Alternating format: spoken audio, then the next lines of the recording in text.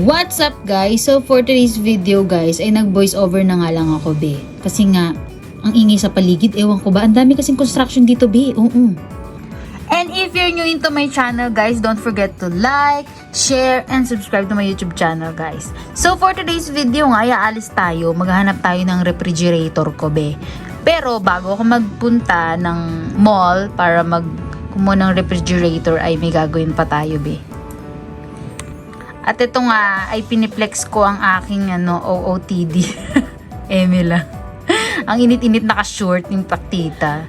Kasama ko nga yung kuya ko kukuha ng namin. Yun na nga yung sabi ko sa'yo. May kukunin akong credit card ko and kuya ko naman kukuha ng debit card niya. So pareha lang naman ng bangko yung pupuntahan namin. So sinabay na ako ni kuya ko. And mamaya ihahatid niya ako sa mall. And doon, pagkatapos na ng mall, doon na kami magkita ng aking for the go. So, ayan, todo biyahe na ako. Ayan, makikita nyo naman. Dito po yung lugar namin. Ito po ang Pampanga, Florida Blanca. Uy, syala ka dyan. Todo kapit nga si Auntie mo dyan. O, diba? Todo kapit ako sa cellphone. Kasi sobrang hangin naman kasi naman. Sobrang bilis mag-drive nitong kuya ko. Pero buti na lang, maingat naman siya. Oo. Malayo-layo pa naman tong biyahe namin. So, let's go. Samahan nyo mo kami sa biyahe namin. Sa munting biyahe namin. Tenenent.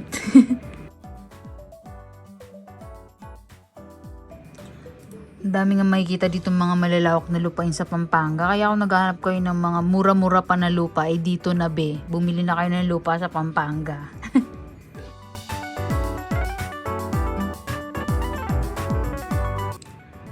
Pagkadating nga namin sa BPI, nagulat ako be. Kala ko walang BPI be. O sayang, kala ko sayang ang biyahe. Nandito lang pala sa side be.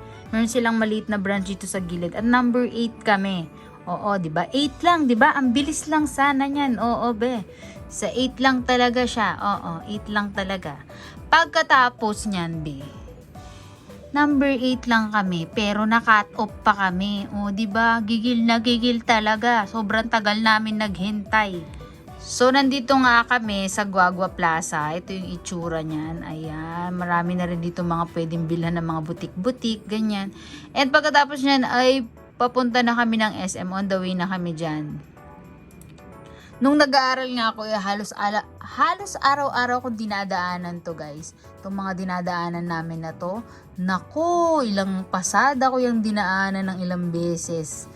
Kaya nakakamiss din dumaan dito be.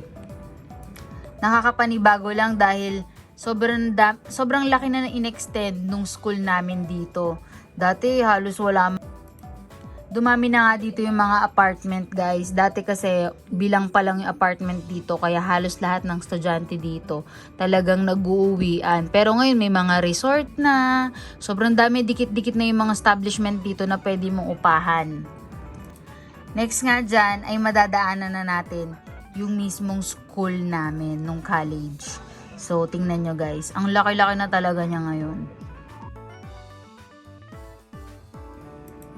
Pati nga mga bilihan dito marami na. Dito na nyo, dati noon walang O-Save doon. Oo, yung ganyan, yung mga supermarket, mga ganyan. Yung mga 7-Eleven, ganyan. Halos mga bago lang yan. At ito nga building na may bakal na yan, be. Alam mo ba, karenderyahan lang yan. Diyan lang kami kumakain tsaka tumatambay lagi, be, tuwing vacant. Pero tingnan nyo, be, huwag mo kami magtatayo na ng mall.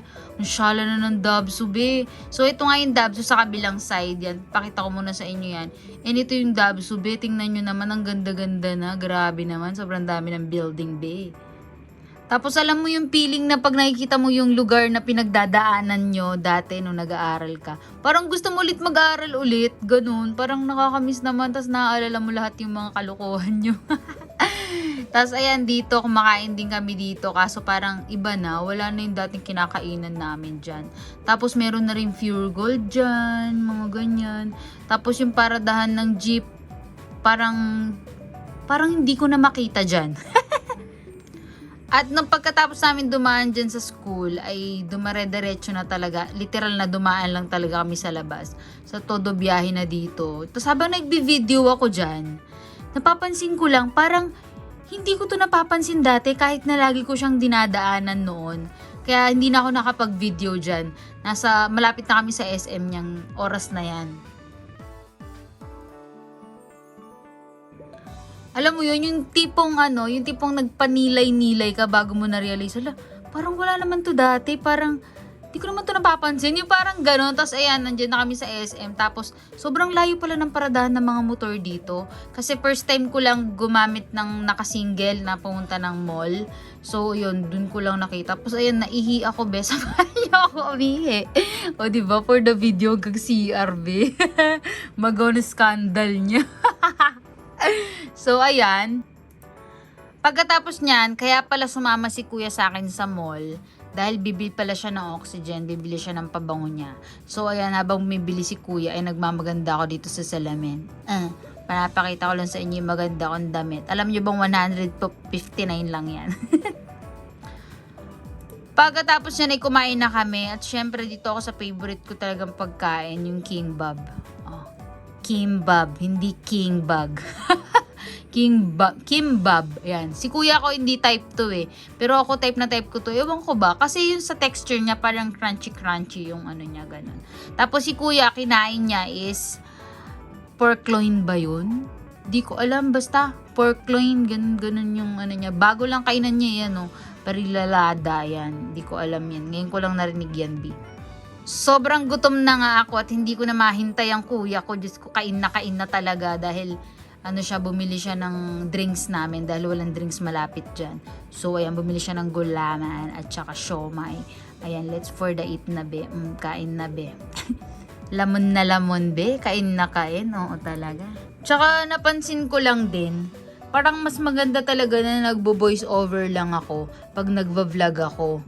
Kasi, alam mo yun, mas clear yung voice, mas, mas may explain mo anong ginagawa mo, ano, 'di ba? Kaysa yung alam mo yun, yung impromptu ka, yung kung ano na nasasabihin mo, ganun.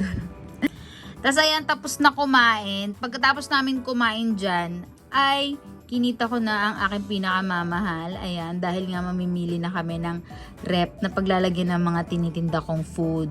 Ayan, parang hindi na mimix yung mga tinitinda ko dun sa mga pagkain lang dito. Guys, share ko lang. Dito pala ng rewind si Marian Rivera. Nakakainis. Dito sa SM Pampanga, sayang nga wala ako nun. Nakakabisit naman.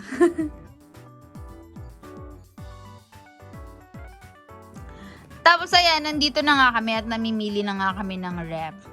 At ano ang bagay sa akin? Charot. Ayan, refrigerator yan. Oo, naghahanap kami ng refrigerator. Tapos, wala kaming nakuha dyan, be. Sa iba kaming bilihan ng mga appliances. Ayan, pauwi na kami dyan. Ayan, nakikita yung SM gabi na, kanina umaga pa, diba? So, hindi pa kami umuwi niyan kasi madilim lang yan pero maaga pa yan. Mga 6 pa lang yan. Tumingin kami sa ibang mga appliances, nagbebenta ng mga appliances, ganyan. So, dun kami nakabili at nakakuha ng aking refrigerator. Yes naman, sir. At syempre, pagkatapos namin magbili-bili ng kung ano-ano, nagtusok-tusok nga ako dito, be, kasi natakam ako dun sa bituka ng manok. At saka dun sa may puset, ayan o, kita niyo yung tusok-tusok ni ate. Diyos ko, pang sarap, be. Tapos yung suka niya, maasim talaga. Hindi yung suka na puro tubig, be. Tapos ayun, Diyos ko, finally, we're home na. Ina-unbox na namin yung rep. So, dito ko muna siya shop ilalagay. Ayan, pinamimilings ko na dyan. O, diba? Ayan.